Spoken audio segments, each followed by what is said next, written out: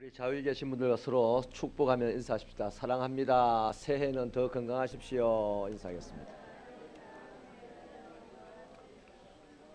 한 번 더 인사하십시다. 새해는 교회에 더욱 큰 덕을 끼칩시다. 인사하겠습니다. 한 번 더 인사하겠습니다. 당신이 꼭 교회에 필요합니다.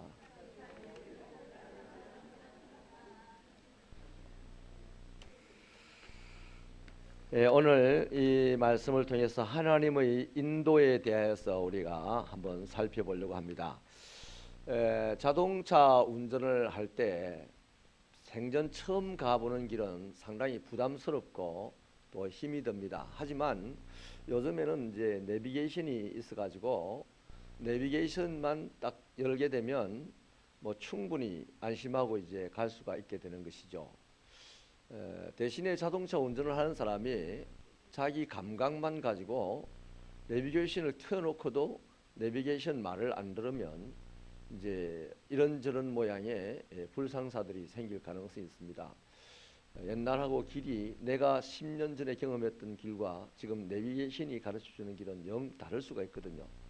그래서 내비게이션이 있음으로 말미암아 초행길도 우리는 안전하게 갈 수가 있는데, 그 내비게이션을 열어놓고서도 내비게이션 말을 안 믿고 안 듣고 자기 이 경험을 의지하고 가면 내비게이션이 별로 도움도 안 되고 그 가는 길이 또 굉장히 또 험난할 수도 있다 하는 것이죠. 우리 인생도 어찌 보면 한 걸음 이제 처음 가는 길을 향하여서 하루하루 가고 있는 것입니다. 내일을 가보지 않았기 때문에 어떤 사람은 설레일 것이고 어떤 사람은 두려울 것입니다. 설레이든지 두렵든지 간에 어쨌든 내일을 향해서 가게 되는데, 우리 인생에도 우리 인생의 모든 것을 알고 이끌어가기에 부족함이 없는 내비게이션 같은 분이 있으니 하나님이시죠. 하나님이 우리 인생의 길을 저 옛날 처음 시작부터 우리 인생이 끝나는 날까지를 만들어 놓으시고 당신을 의지하고 당신을 자신의 인생길에 내비게이션으로 설치하고 가는 사람들, 그 사람들은 하나님의 말씀대로 그냥 잘 따라가면 순적하게 초행길도 가게 될 줄로 믿습니다. 이런 차원에서요, 오늘 하나님이 이스라엘을 인도하는 것을 우리가 세 가지로 볼 수가 있겠는데요. 하나님이 이스라엘 백성들을 애굽에서 건져내어서 가나안 땅까지 가는 그 길을 인도할 때요, 제일 처음 우리가 알아야 될 것은 하나님은 정확하게 인도하시는 분이십니다. 그거 놔두고요, 하나님은 이스라엘 백성들을 정확하게 인도를 하셨어요. 가장 알맞은 길로 인도한 것이죠. 그걸 오늘 우리 말씀을 통해서 보여주고 있는데, 애굽에서 가나안으로 가는 그 길은요, 해변길과 광야길 두 개가 있습니다. 그 해변길은 본문의 말씀처럼 블레셋 사람의 땅의 길이죠. 매우 가깝습니다. 7일이면 홍해에서부터 시작하면 가나안 땅에 도착을 할 수가 있습니다. 근데 또 한 길은 홍해와 광야길이라고 나와 있는데 이 길은 멀고 험합니다. 40일 정도를 걸려서야만이 돌아서 가나안 땅으로 들어갈 수가 있습니다. 그런데 하나님께서 이스라엘 백성들을 인도할 때요, 이제 애굽에서 벗어났으니까 이스라엘 백성들은 불이 났기에 빨리 목적지에 도착하고 싶은 마음은 간절할 겁니다. 근데 아니나 다를까 블레셋 애굽의 군사들이 나중에 뒤따라오게 되잖아요. 그러니까 애굽을 탈출한 사람들 입장에서는 가급적이면 빨리 가고 싶은 마음이 들 텐데, 하나님께서는 그 7일이면 갈 수 있는 또 평지 해변길인데 이 블레셋 사람의 땅의 길로 가지 않고 홍해와 광야길을 선택하여서 가게 하셨습니다. 그러니까 어찌 보면 먼 길을 선택하셨고 고생길을 선택을 한 거죠. 이스라엘을 위하여.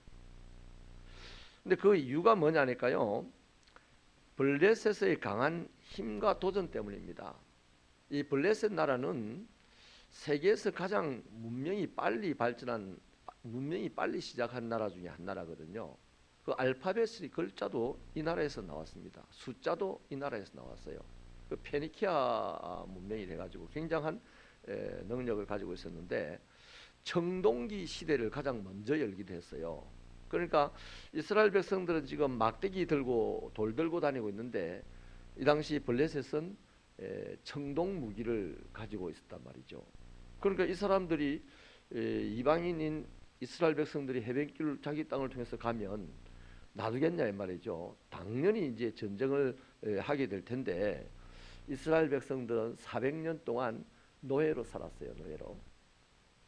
여러분 노예에 대해서 잘 모를 텐데요. 저는 아프리카에 가서 한번 경험을 해봤습니다. 키가 2m씩 이렇게 되는 건장한 이 아프리카 사람들이요.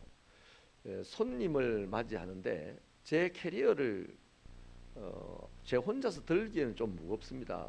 먼 길을 가니까 한 30kg 좀 넘었는데요. 이 캐리어를 8명이 붙어가지고 2m 이상 되는 사람들이요. 8명이 붙어가지고 캐리어를 들고 가니까 이만한 캐리어가 8명이 붙을 자리가 됩니까? 안 되잖아요. 그래서 손가락을 이렇게 아니면 이렇게 해가지고 8명이 그 접시 이렇게 들고 가듯이 캐리어를 이렇게 해가지고 어떤 사람도 이렇게 해가지고 캐리어를 받치 8명이 다 손가락을 받쳐가지고 그렇게 들고 가더라고요. 근데 왜 그러냐 하니까 노예 근성 때문에 그렇대요. 노예 근성 때문에. 그러니까 예를 들면 뭐 이런 거죠. 고함을 푹 치면요. 어쩔 줄 몰라 하고 그런 게 있더라고요. 근데 이 아프리카 사람들이 노예 생활을 하게 된 것이 뭐 잘은 모르겠습니다만은 100년 됐겠어요? 200년 됐겠습니까? 막 200년 됐다 칩시다. 200년 됐는데도 노예 근성이 있어가지고 지금도 손님이 왔을 때 이 서비스를 하는 거 보면은 정말 노예 같아요. 그러면 이스라엘 백성들은 최소한 400년 동안 애굽의 남의 나라에 가서 얻어먹고 살았는데 뭐 한 200년은 그냥 얻어먹었습니다. 관계가 좋게 얻어먹었어요. 그러나 이방인이죠.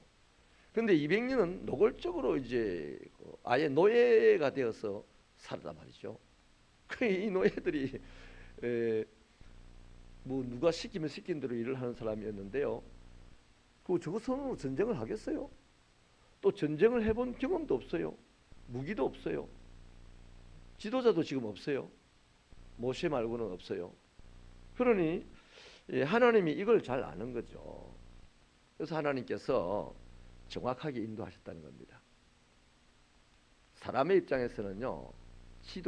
자기도 자기를 모르고 자기 앞날도 모르면서 지금 당장 좀 더 수월한 길 안 줬다고 빨리 도착하는 길 안 줬다고 불평할지는 모르지만 알고 보면 뚜껑을 열어놓고 보면 하나님 좋은 거 주시는 분입니다. 하나님은 좋으신 분입니다. 나에게 지금 현실적으로 안 좋은 일이 일어나도 하나님은 좋으신 분이에요. 믿으십니까? 믿기는 믿는데 실제로는 이게 잘 적용이 안 돼. 내게 안 좋은 일이 일어나면 하나님이 도대체 나를 안 사랑하나? 뭐 이런 생각이 먼저 들 때가 많죠. 그런 생각은 잘못된 생각이 틀림없습니다. 하나님은 언제나 우리에게 좋으신 분이십니다. 자, 여러분, 하나님께서 정확하게 인도하신다는 이 말은요, 하나님은 이스라엘 백성을 정확하게 안다는 겁니다. 의사가 환자를 정확하게 진단을 하면 처방도 정확하게 나옵니다. 그런데 환자를 정확하게 처방을 못하면 진단을 못하면 사람 죽이는 처방이 나올 수도 있다는 것이죠. 그래서 시편 103편 14절에 보면 하나님은 사람들의 체질을 아시고 사람이 진토에서 나왔다는 것을 알고 계십니다. 그러니까 하나님이 사람을 지었기 때문에 사람의 체질이 어떻다는 것도 알고 또 하나님이 흙으로 사람을 빚어서 만들었기 때문에 이 사람의 생리라든지 사람의 뭐 모든 활동이라든지 안고 일어섬이라든지 시작과 끝을 하나님은 정확하게 아시는 분이십니다. 자, 또 한 가지, 하나님은 이스라엘 백성들을 사랑하시는 분입니다. 이사야서 41장 9절에 보면 내가 땅끝에서 너를 붙들고 땅 모퉁이에서 너를 부르고 네게 이르기를 너는 나의 종이라. 내가 너를 택하고 싫어하여 버리지 아니하였다. 이렇게 말씀을 합니다. 이스라엘 백성들에 대해서 하나님이 그렇게 말씀을 한 거죠. 이스라엘 백성들의 한 삶을 보면 싫어할 수밖에 없는 삶을 살았어요. 버릴 수밖에 없는 그런 삶을. 사람이 이스라엘을 관계했다면 이스라엘은 미움받았을 겁니다. 버림받았을 것은 당연합니다. 아무도 부르지 않았을 겁니다. 그래서 그들의 이름을 히브리인이라고 하죠. 이 히브리라는 말은 지푸라기라는 뜻입니다. 더 말하면 지푸라기가 막 깔려가지고 먼지처럼 된 거, 그건 그렇게 썰어 담아가지고 물에다가 이렇게 어겨도 뭔가 흙을 바르는다든지 이렇게 발려지지가 않는 거예요. 우리 먼지만 싹 모아서 물을 떨어뜨리면 물과 먼지가 따로 노는 것처럼 그 아무데도 쓸 데가 없는 것이라는 거죠. 히브리라는 말이 그런 뜻을 가지고 있습니다. 그러니까 사람이 이 사람들과 관계하면 이 사람들은 누구에게 부름받을 수도 없고 택함받을 수도 없고 혹시나 관계가 돼서 만나 듣다면 금방 실정나서 버려야 될 사람이고 뭐 이런 거죠. 근데 하나님은 그러지 않는다는 겁니다. 그러면 자, 이스라엘을 애굽에서 선택하셔서 건져내시고 광야길, 가까운 해변길이 아니고 먼 광야길을 둘러서 가도록 인도하신 이것은 하나님이 정확하게 아시고 정확하게 처방을 내리셔서 인도하신 것이다. 그러면 이 일에 대해서 알게 되면 하나님에 대해서 어떻게 이스라엘이 생각을 해야 될 것인지, 또 하나님께서 그렇게 하신 행위가 하나님이 우리의 체질까지 잘 아시고 우리를 사랑하시기 때문에 먼 길을 택하셨다. 먼 길을 택하셨다는 거죠. 이것을 하나님이 우리를 아시는 분이다, 하나님이 우리를 사랑하시는 분이다 하는 것을 이스라엘 백성들이 이제 경험을 하게 되면 어떻게 해야 되겠습니까? 그 다음 이스라엘은 어떻게 살아야 될까요? 이스라엘은 그분에게 감사하며 살아야죠. 그분을 사랑하며 살아야 되죠. 그거 조금 이따 이제 마지막 결론에 가서 얘기를 하기로 하고, 두 번째로 이스라엘이 하나님이 이스라엘을 인도한 방식이 어떠냐면 안전하게 인도하셨습니다. 안전하게. 우리 21절 22절을 한 번 더 힘차게 읽어봐 주실래요? 21, 22절 시작.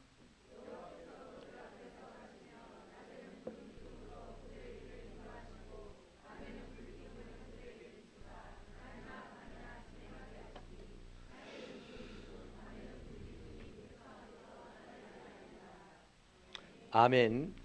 한 번 더 부탁드립니다. 말씀을요 분명하게 읽어주시길 바랍니다. 그러면 나이가 들어도 우리의 의사 표현이 반듯하게 나오게 됩니다. 세련된 늙은이로 살아갈 수 있습니다. 가슴에 담아두거나 목에 담아두는 목소리로 읽지 마시고 또록또록하게 잘 읽으시기를 바랍니다. 잔소리처럼 들릴지 모르겠지만 그렇게 하시면 나이 들면 아주 세련된 말을 하면서 살아갈 수 있어요. 자, 여러분, 안전하게 인도하신다라고 말씀을 드렸는데 구름 기둥, 불 기둥이 여기 등장을 합니다. 이 구름 기둥과 불 기둥이 하는 역할이 어떻습니까?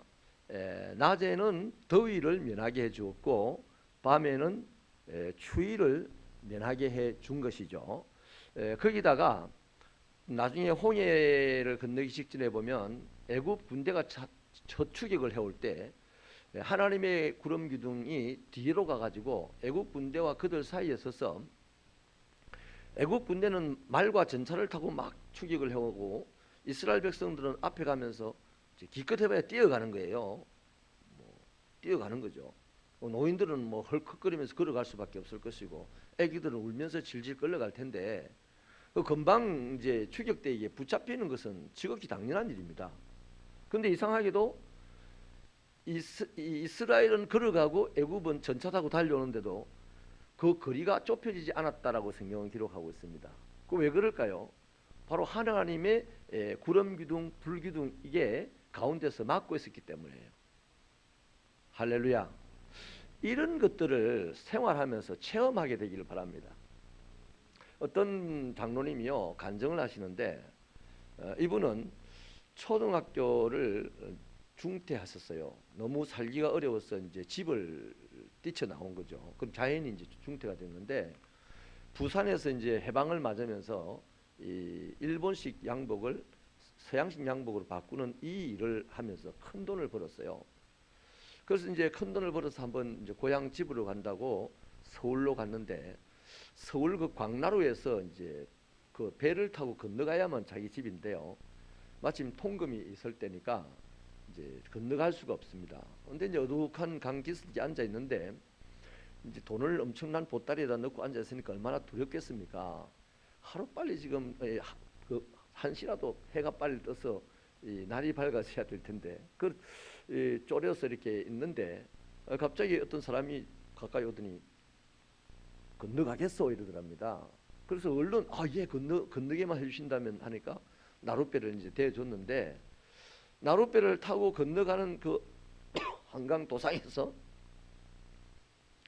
이 나룻배의 사공이 강도로 돌변을 한 거죠. 강도로. 근데 이제 이분이 다 뺏기게 생겼어요. 목숨도 잃게 생겼어요.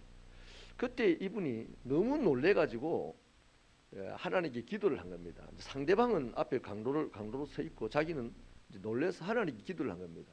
사람 보고 살려달라면 이렇게 안 해요. 하나님께 확 엎드려서 기도를 하는데 자기도 모르게 이제 방언이 터져버렸다는 거예요.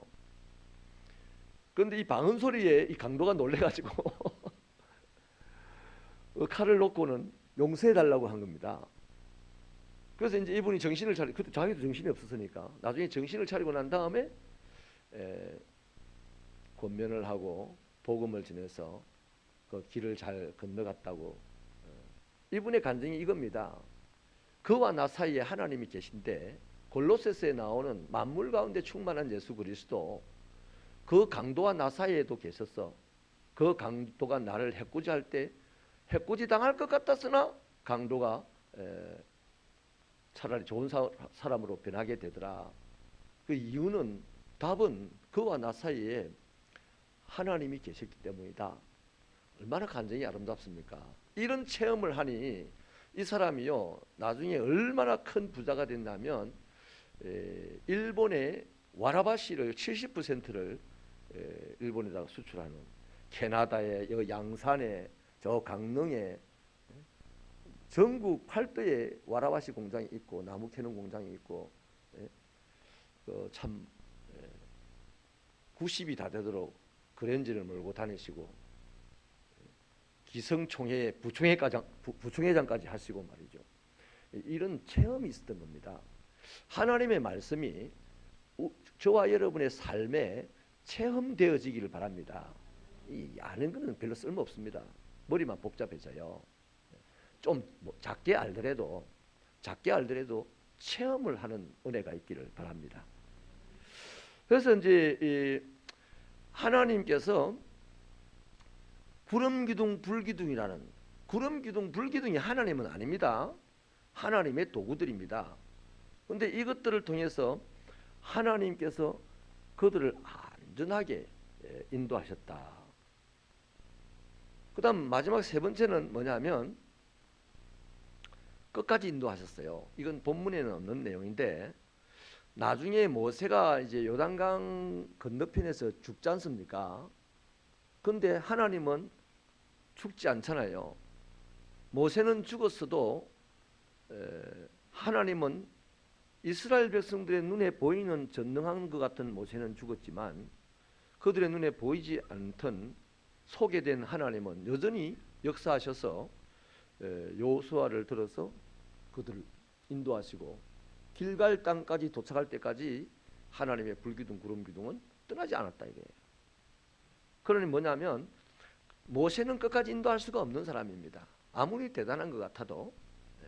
그러나 하나님은 이스라엘 백성들을 끝까지 인도하시는 분입니다.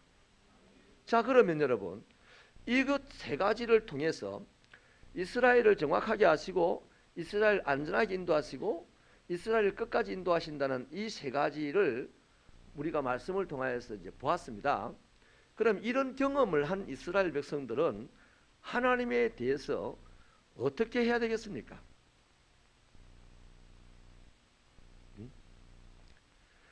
하나님이 이런 분이다, 자기에게 대하여, 이스라엘에 대하여 하나님이 이런 분이다 하는 것을 이제 경험하면 이스라엘이 해야 될 일이 뭐겠습니까?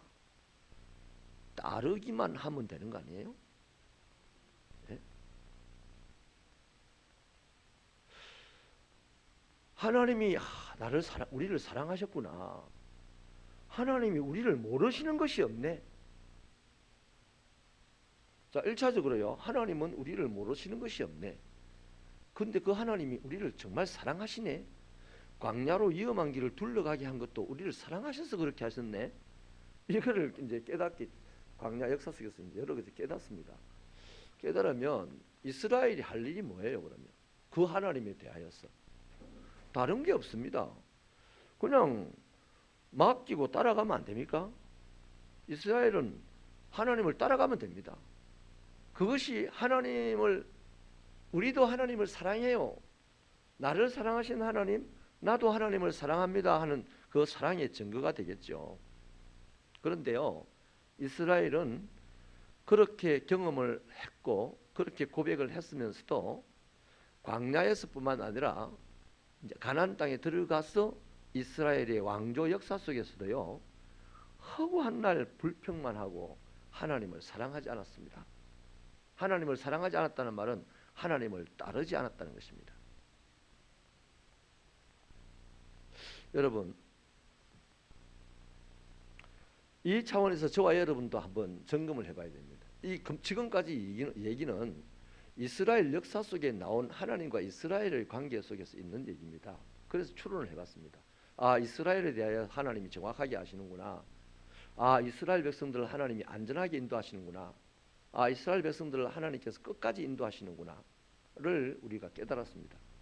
그러면 오늘 저와 여러분도 광야의 이스라엘을 광야의 역사 속에서 인도하신 그 하나님, 오늘 우리들의 인생의 광야길에도 하나님은 동일한 방식으로 역사한다는 것을 믿으십니까? 진짜 믿으세요? 그러면 우리는 이제 건너뛰어야 됩니다. 이스라엘에게 이 세 가지 방식으로 인도하신 하나님은 오늘 나의 인생도 이 세 가지 방식으로 인도하실 것이라는 사실을 믿는다고 했어요. 그러면 그 믿는다고 한 우리는 이제 그 믿음에 따라서 하나 둘 크고 작게는 다 차이가 있겠지만 다 동일하게, 아, 하나님이 나를 정확하게 아신다, 하나님은 나를 사랑하신다는 것을 제법 많이 체험을 했습니다. 기도하신 최 집사님 체험했죠. 우리는 다 크고 작은 분량은 있지만 차이가 다 하나님이 나를 사랑하신다, 하나님 나를 아신다 하는 걸 체험을 했어요. 그러면 이제 우리가 이제 고백하고 우리가 우리가 살아내야 될 일이 있습니다. 끊임없이 아직 20살이 되었는데도 기저귀를 차고 다니면 어떻게 됩니까? 여러 사람을 걱정시키는 인생이 되는 거지 않겠어요? 그런데 이제 이 사실을 우리가 안다면 지금 여전히 그럼 내가 아는 그 하나님에게, 하나님 내가 약하니까 이걸 주세요, 하나님 나를 사랑하시니까 이걸 주세요 라고만 한다면 우리는 20살, 40살이 되었는데도 아직 기저귀를 차고 다니는 사람과 동일한 사람입니다. 성장하지 않는 하나님의 자녀입니다. 그런데 여러분, 만 20살이 지나면 독립을 하게 되고 대체로 또 만 40세 정도가 되면 자기 인생을 책임지는 나이이기 때문에 그때쯤 되면 적어도 능력이 없어서 못할지 모르지만 그 마음은 부모를 돌봐야 된다는 마음이 안 듭니까? 당연히 들지 않습니까? 능력이 없어서 못할 수는 있어요. 그러나 나이 40이 돼가지고 여전히 부모에게 뭘 받아내가지고 그걸 가지고 살겠다고 마음먹으면 그 부모의 우한거리지 않습니까? 그걸 우리 자신이 이제 하나님과의 관계 속에서 한번 정리를 해보자고요. 이제 우리는 적어도 하나님에게, 하나님 나를 사랑하시죠, 하나님 나를 아시죠 이래놓고 주세요 주세요 주세요 주세요 라고만 덤비면 우리는 하나님의 우한거리입니다. 인정하시면 째려복 받아야 됩니다. 아멘입니다. 진짜로 인정하십니까? 적어도 우리가 신앙의 연수가 어느 정도 된다면, 또 그 사실을 안다면 우리는 이제 하나님을 돌봐드려야 되겠다. 이런 발상을 해야 됩니다. 물론 사람이 어떻게 신을 돌보겠어요. 해당이 안 되는 얘기입니다만 우리 마음가짐은 그래야 된단 말이죠. 마음가짐이. 그래서 하나님이 원하시는 게 뭡니까? 하나님 필요한 게 뭡니까? 하나님 시간이 필요합니까? 제가 시간을 드릴게요. 하나님 물질이 필요합니까? 네, 물질을 드릴게요. 하나님 내 몸이 필요합니까? 몸을 드릴게요. 하나님 내 자식이 필요합니까? 자식을 드릴게요. 그러니까 하나님이 원하는 게 뭐냐고 물어봐야 되는 거예요. 그러면 하나님께서 뭔가 원하는 것이 있을 겁니다. 그 원하는 것을 드리기 위해서 우리가 몸부림치는 것이 바로 하나님을 기쁘시게 하는 활동이죠. 그러면 하나님은 그 사람을 보고 이삭을 바친 아브라함에게 열국의 아버지가 되게 하신 하나님이십니다. 이삭을 데리고 가지 않았어요. 우리를 테스트만 한다 이 말이에요. 아멘입니까? 그런데 그 테스트조차도 만에 하나 100번 중에 한 번이라도 그냥 하나님이 갖고 가버리면 나 손해보지 않냐 이게. 그래서 하나님이 나를 테스트하는 것을 좀 부담스러워하는 경향이 있는 게 이 시대를 살아가는 그리스도인들의 생생한 모습입니다. 부끄럽지만. 여러분, 저와 여러분이 이스라엘 백성들이 역사하신 하나님이 우리에게도 이렇게 역사하신다는 사실을 이미 고백한 사람이기 때문에 우리가 할 일은 두 개입니다. 두 개. 일단 한번 따라 하십시다. 무조건 감사하자.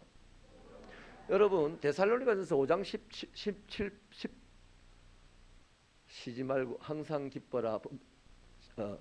5장 16, 17, 18절에 범사에 감사하라. 하나님께서요 깡패도 아니고 모든 일에 감사하라고 왜 했겠어요? 여러분 우리가 하나님에게 감사하는 것은요 이유가 없습니다. 무조건 감사해야 돼요. 왜냐하면 하나님이 나를 아시니까. 양산시장이 최 집사님 아세요? 모르죠. 양산시장이 최 집사님을 알기만 하면 기분이 좀 좋겠어요? 난 되게 좋을 것 같아. 되게 좋을 것 같아요. 하나님이 나를 아신다는데 하나님이 나에게 뭐 좋은 거 주건 말건 상관없이 하나님이 나를 아신다는데 그게 고마운 일이 아닙니까? 하나님이 나를 사랑하신다는데 그게 고마운 일이 아니에요? 그러면 우리는 내 형편과 처지를 다 떠나서 하나님 탁 나오는 순간 대놓고 감사해야죠. 안 그렇습니까? 무조건 감사해야 되죠. 담임 목사가 막 추수감사주일 앞주에 추수감사절 주일에 두 번을 연장으로 그냥 감사의 주제로 설교 안 해도 담임 목사가 이거 좀 진정하시라고 할 정도로 막 감사하려고 몸부림치는 그런 우리 교회 되면 참 좋겠어요. 네?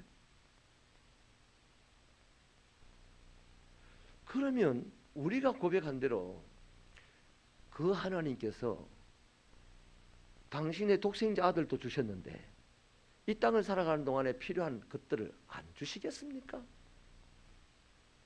당연히 주시는 거죠. 아멘입니까? 그래서 감사의 이유는요 굳이 말할 것이 없어요. 감사의 이유를 굳이 설명하라고 한다면 그분은 하나님을 불신하는 사람입니다.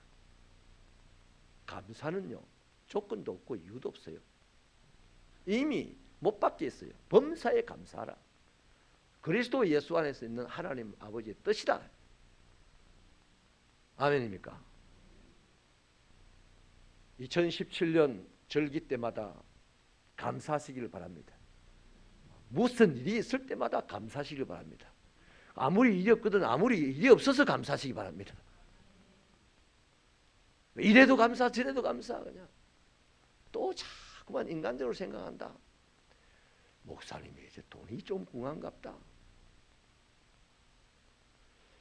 여러분 말부터 감사하다 하세요. 감사하다고 말부터. 돈이 있으면 돈으로 감사하고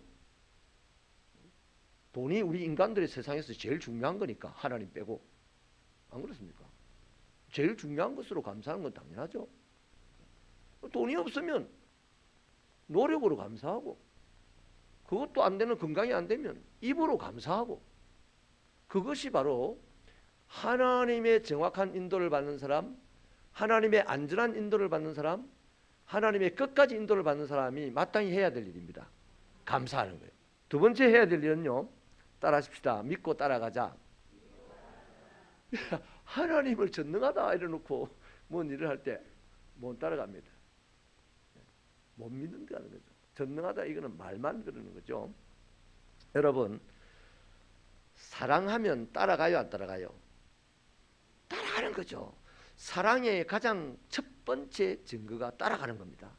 따라가는 거예요. 네? 연애하는 사람들이요, 데려다 줬는데 데려다 줬더니 또 쫄쫄쫄 따라가고, 들어가라, 나도 데려다 줄게, 밤새도록 데려다 주고 서로 따라다니다가 덜켜가지고 얻어맞고 그래야 시집가잖아요. 사랑하면 따라가는 것이 첫째 증표예요. 저와 여러분이 이런 하나님을 사랑한다면 그를 따라가는 거죠. 요한복음 14장 15절에 보면 너희가 나를 사랑하면 나의 계명을 지키리라 그랬거든요. 이 계명을 지킨다는 말이 말씀을 따라간다는 얘기입니다. 말씀 따라간다는 거죠. 그죠? 주님을 사랑하십니까?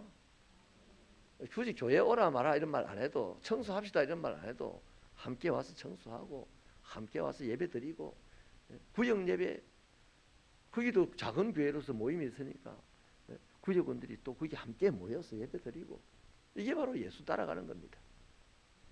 할렐루야. 요한복음 8장 12절에 말씀하시기를, 예수님이 나는 세상의 빛이다. 나를 따르는 자는 어둠에 다니지 아니하고 생명의 빛을 얻을 것이다 그랬어요. 우리끼리 살아가면요, 대단한 것 같아도요, 돈을 수백억을 가지고 있는 사람이요, 건강 잃어버리면 그 수백억이 지가 쓸 수 있습니까? 돈이 필요 없어요, 자기한테, 그 사람한테.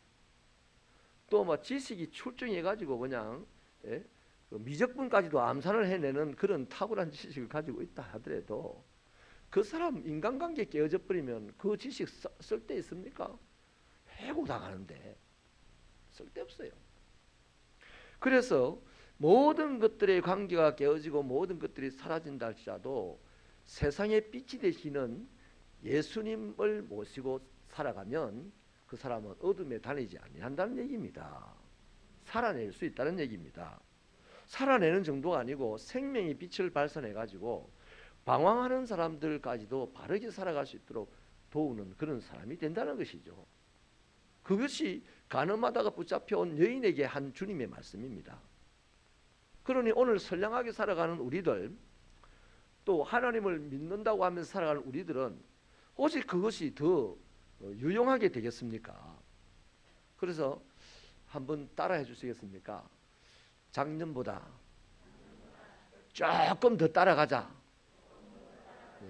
한꺼번에 따라가기는 우리가 능력이 부족하니까 작년보다는 조금 더 따라가는 그리스도의 종들이 되시기를 축원합니다.